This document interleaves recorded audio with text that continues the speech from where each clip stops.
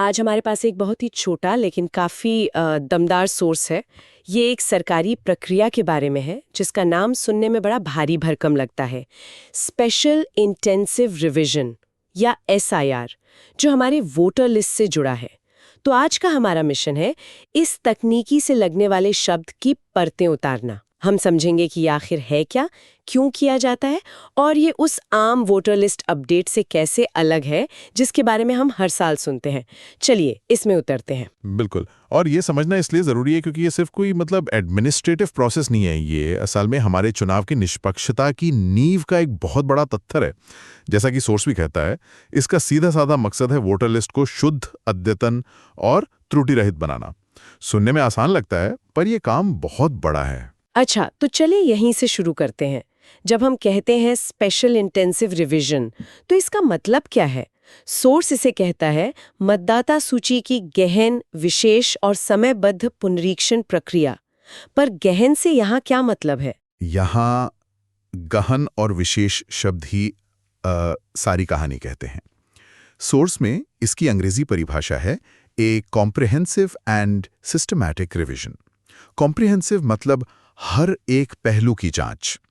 ये वैसा नहीं है कि बस नए 18 साल वालों के नाम जोड़ दिए और जिनकी मृत्यु हो गई उनके नाम हटा दिए।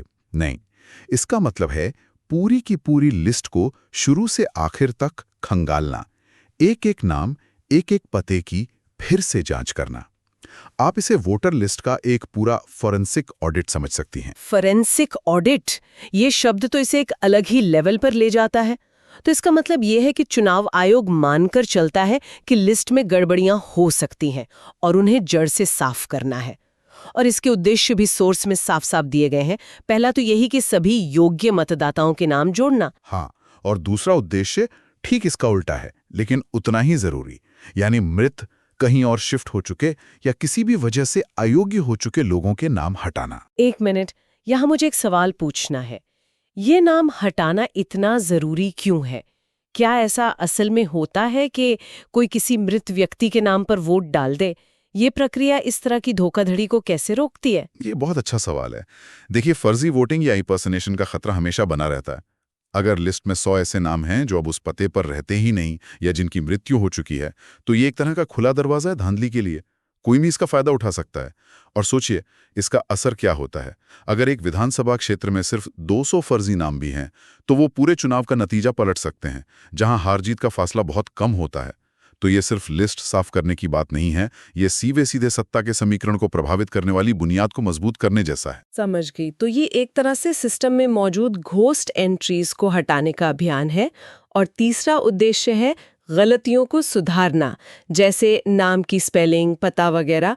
और इन सब के जरिए चौथा और सबसे बड़ा मकसद है स्वतंत्र और निष्पक्ष चुनाव।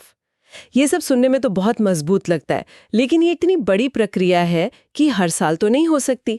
तो क्या कोई खास वजह होती है, कोई ट्रिगर होता है जब चुनाव आयोग कहता है कि ठीक है, अब पूरी लिस्ट को खंगालने का वक्त आ गया है? बिल्कुल, ये हर साल नहीं होता। सोर्स बताता है कि इसके लिए कुछ खास वजह होती है। सबसे बड़ी वजह होती है परिसीमन, यानी डिलिमिटेशन। जब किसी राज्य में चुनावी क्षेत्रों की सीमाएं बदली जाती हैं। जाहिर है, अगर आपका निर्वाचन क्षेत्र ही बदल गया तो एक बिल्कुल नई और साफ सुथरी वोटर लिस्ट की जरूरत पड़ेगी।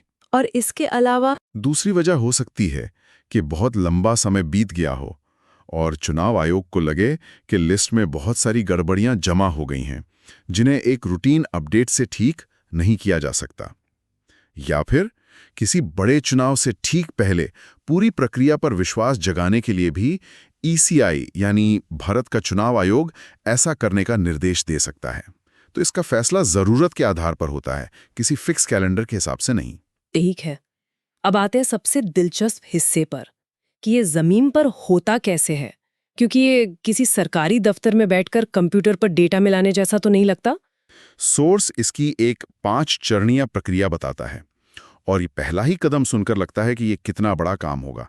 घर घर सत्यापन, यानी हाउस टू हाउस वेरिफिकेशन। हाँ, और इसे हल्के में मत लीजिए, ये सचमुच में घर घर जाकर होता है। चुनाव आयोग के जमीनी कर्मचारी, जिन्हें हम बूथ लेवल ऑफिसर या बीएलओ कहते हैं, वो अपने इलाके के हर घर का दरवाजा खटखटाते हैं। वो परिवार के मुखिया से मिलते हैं, रजिस्टर में दर्ज नामों की पुष्टि करते हैं और ये भी देखते हैं कि कोई नया सदस्य तो नहीं है जो अब वोट देने की उम्र का हो गया हो। ये बीएलओ कौन होते हैं? क्या ये चुनाव आयोग के परमानेंट कर्मचारी हैं? नहीं, आमतौर पर ये उसी इलाके के सरकारी कर्मचारी होते हैं, जैसे कोई स्कूल टीचर, आंगनवाड़ी कार्यकर्ता या पटवारी। इसके पीछे सोच ये है कि ये लोग उस इलाके को, वहां के लोगों को व्यक्तिगत रूप से जानते हैं। कल्पना कीजिए एक बीएलओ की, जो अपने गांव की गली से गुजर रहा है। उसे पता है कि शर्मा जी का बेटा अब 18 का हो गया है और उसे ये भी पता है कि सामने वाले गुप्ता जी का परिवार पिछले साल ही शहर शिफ्ट हो गया है, लेकिन उनका नाम शायद अभी भी लिस्ट में हो। ये वो जमीनी जानकारी है जो किसी दफ्तर में बैठकर नहीं मिल सकती। वे सिर्फ डेटा नहीं बल्कि समाज को भी जानते हैं। तो ये बीएलओज अपनी रिपोर्ट तैयार करते हैं, इसके बाद क्या होता है? जब ये घर घर का सर्वे पूरा हो जाता है तो एक ड्राफ्ट लिस्ट तैयार होती है। फिर आता है तीसरा और बहुत महत्वपूर्ण चरण, दावे और आपत्तियां, क्लेम्स एंड ऑब्जेक्शंस। इस ड्राफ्ट लिस्ट को सार्वजनिक किया जाता है, जैसे पंचायत घर या स्कूल में लगा दिया जाता है। फिर नागरिकों को मौका मिलता है कि वो जाकर लिस्ट देखें। तो मतलब मैं जाकर देख सकती हूँ कि मेरा नाम सही है या नहीं, और क्या मैं अपने पड़ोसी के नाम पर आपत्ति जता सकती हूँ अगर मुझे पता है कि वो अब यहाँ नहीं रहता? बिल्कुल, यही तो इस प्रक्रिया की खूबसूरती है। ये पारदर्शिता लाती है। अगर आपको लगता है कि आपका नाम गलत लिखा है या छूट गया है, तो आप दावा कर सकते हैं। और अगर आपको लगता है कि लिस्ट में कोई ऐसा नाम है जो वहां नहीं होना चाहिए, तो आप उस पर आपत्ति भी दर्ज करा सकते हैं। ये प्रक्रिया को एक तरफा होने से रोकती है और लोगों को सीधे इसमें शामिल होने का मौका देती है। इन दावों और आपत्तियों का निपटारा कैसे होता है? क्या कोई सुनवाई होती है? हाँ, इसके लिए इलेक्टोरल रजिस्ट्रेशन ऑफिसर यानी ERO स्तर पर सुनवाई होती है। दोनों पक्षों को सुना जाता है और सबूतों के आधार पर फैसला लिया जाता है। इस पूरी प्रक्रिया के बाद चौथा चरण आता है, एक संशोधित ड्राफ्ट मतदाता सूची का प्रकाशन। ये एक तरह से सेमीफाइनल लिस्ट होती है। और फिर अंत में पांचवा चरण, अंतिम मतदाता सूची का प्रकाशन। ये वो लिस्ट है जो पूरी तरह से जांची परखी मानी जाती है और जिसका इस्तेमाल चुनाव में होता है। वाह, ये तो वाकई एक बहुत बड़ा और जटिल काम है। इस पूरी मशीनरी को चलाता कौन है? ज़ाहिर है चुनाव आयोग, पर अलग-अलग स्तर पर कौन जिम्मेदार है? सबसे ऊपर तो भारत का चुनाव आयोग यानी ECI है, जो निर्देश देता है और पूरी निगरानी रखता है। राज्य स्तर पर मुख्य निर्वाचन अधिकारी यानी चीफ इलेक्टोरल ऑफिसर या CEO इसकी कमान संभालते हैं। जिला स्तर पर डिस्ट्रिक्ट मैजिस्ट्रेट, जो डिस्ट्रिक्ट इलेक्शन ऑफिसर भी होते हैं, वो जिम्मेदार होते हैं। और जैसा हमने बात की, इस पूरी कवायद की रीढ़ की हड्डी हैं जमीनी स्तर पर काम करने वाले बूथ लेवल ऑफिसर, BLOs। ये एक टॉप डाउन कमांड और बॉटम अप एक्शन का बेहतरीन उदाहरण है। अच्छा, तो जब मैं सुनती हूँ कि वोटर लिस्ट अपडेट हो रही है, तो मेरे दिमाग में तो बस वो आता है कि 18 साल के हो गए तो नाम जुड़वा लो, या पता बदलवाना है तो फॉर्म भर दो। लेकिन आप कह रहे हैं कि ये उससे कुछ अलग और बहुत बड़ा है। क्या फर्क है दोनों में? उस आम अपडेट को शायद समरी रिवीजन कहते हैं ना। आपने बिल्कुल सही पकड़ा, और सोर्स इन दोनों के बीच के फर्क को बहुत अच्छे से समझाता है। 3 मुख्य अंतर हैं। पहला और सबसे बड़ा अंतर है गहनता का। स्पेशल रिवीजन, जैसा कि नाम में ही है, बहुत गहन और विस्तृत होता है। इसमें पूरी लिस्ट को शून्य से जांचा जाता है। वहीं समरी रिवीजन का दायरा सीमित होता है। उसका फोकस मुख्य रूप से नए वोटरों को जोड़ने, नाम हटाने या डिटेल्स ठीक करने के आवेदनों पर होता है। वो पूरी लिस्ट को घर घर जाकर वेरीफाई नहीं करते। दूसरा अंतर प्रक्रिया का होगा फिर। स्पेशल रिवीजन की आत्मा तो घर घर सत्यापन है। एग्जैक्टली। स्पेशल रिवीजन में घर घर जाना अनिवार्य है, जबकि समरी रिवीजन ज्यादातर ऑनलाइन या निर्धारित केंद्रों पर जमा किए गए फॉर्म्स पर आधारित होता है। और तीसरा बड़ा अंतर है फ्रीक्वेंसी का। स्पेशल रिवीजन एक खास जरूरत पड़ने पर लंबे अंतराल के बाद होता है, जबकि समरी रिवीजन एक रूटीन काम है जो हर साल होता है, आमतौर पर 1 जनवरी को क्वालिफाइंग डेट मानकर। तो अगर मैं एक एनालॉजी बनाने की कोशिश करूं, समरी रिवीजन एक तरह से गाड़ी की सालाना सर्विसिंग जैसा है। तेल पानी चेक कर लिया, छोटी मोटी दिक्कतें ठीक कर दी। और स्पेशल इंटेंसिव रिवीजन गाड़ी के इंजन को पूरा खोलकर ओवरहॉल करने जैसा है, जो आप हर 5-10 साल में एक बार करते हैं जब आपको लगता है कि अब बड़ी मरम्मत की जरूरत है। क्या बढ़िया एनालॉजी है ये, परफेक्ट। समरी रिवीजन सिस्टम को चलाते रहने के लिए है और स्पेशल रिवीजन सिस्टम को रीसेट करने और उसकी बुनियाद को बिल्कुल नए जैसा मजबूत करने के लिए है। तो अगर हम अब तक की सारी बातचीत को जोड़कर देखें तो इसका निचोड़ क्या निकलता है? SIR या स्पेशल इंटेंसिव रिवीजन एक बहुत बड़ा, महंगा और मेहनत वाला ज़मीनी अभियान है जिसका सिर्फ एक ही लक्ष्य है, एक ऐसी वोटर लिस्ट तैयार करना जिस पर कोई उंगली न उठा सके, एक गोल्ड स्टैंडर्ड वोटर लिस्ट। बिल्कुल। और ये हमें वापस उसी सवाल पर लाता है कि इतनी मेहनत क्यों इतना समय और पैसा इस पर लगाया जाता है? क्योंकि लोकतंत्र की पूरी इमारत इसी नींव पर खड़ी है। सोचिए, अगर डॉक्टर की डिग्री फर्जी हो तो आप उससे इलाज नहीं करवाएंगे। उसी तरह अगर मतदाता सूची ही भरोसेमंद नहीं है तो उससे होने वाले चुनाव की प्रक्रिया पर भरोसा कैसे होगा?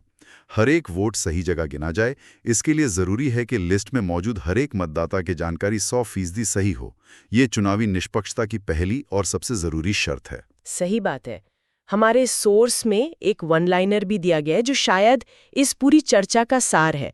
वो कहता है, special intensive revision of electoral rolls is a detailed door to door verification process undertaken by the Election Commission to ensure an accurate and inclusive voter list. और इसका आसान भाषा में मतलब यही है कि यह चुनाव आयोग द्वारा की जाने वाली एक विस्तृत घर-घर जाकर सत्यापन की प्रक्रिया है ताकि एक सटीक और समावेशी मतदाता सूची बन सके। सटीक यानी जिसमें कोई गलती ना हो और समावेशी यानी जिसमें कोई भी योग्य नागरिक छूट न जाए। ये एक लाइन इस पूरी प्रक्रिया के दिल को छू लेती है। तो हमने स्पेशल इंटेंसिव रिवीजन जैसे एक बहुत ही औपचारिक और सरकारी लगने वाले शब्द से शुरुआत की थी, और अब हम समझ पा रहे हैं कि ये सिर्फ एक प्रशासनिक प्रक्रिया नहीं है, बल्कि ये लोकतंत्र को जमीन पर, हर गली, हर दरवाजे पर मजबूत करने का एक बहुत बड़ा प्रयास है। ये सुनिश्चित करता है कि वोट का अधिकार सिर्फ संविधान की किताब में लिखा एक अधिकार न रह जाए, बल्कि हर योग्य नागरिक उसे असल में इस्तेमाल कर सके। बिल्कुल। और ये चर्चा एक आखिरी सवाल हमारे सामने छोड़ जाती है। जैसा कि सोर्स में बताया गया है, ये प्रक्रिया किसी खास जरूरत पर यानी लंबे अंतराल के बाद होती है। तो ये हमें सोचने पे मजबूर करता है कि इन दो स्पेशल रिवीजन के बीच के जो 5 या 10 साल होते हैं, उन सालों में हमारी वोटर लिस्ट की सेहत कैसी रहती होगी, और ये भी कि हमारी पूरी लोकतांत्रिक व्यवस्था जमीनी स्तर पर काम करने वाले उस एक गुमनाम बूथ लेवल ऑफिसर की लगन और ईमानदारी पर कितना ज्यादा निर्भर करती है, जो इन सूचियों को साल दर साल बिना किसी बड़े अभियान के चुपचाप अपडेट करते रहते हैं। शायद उनकी मेहनत ही इस सिस्टम की असली जान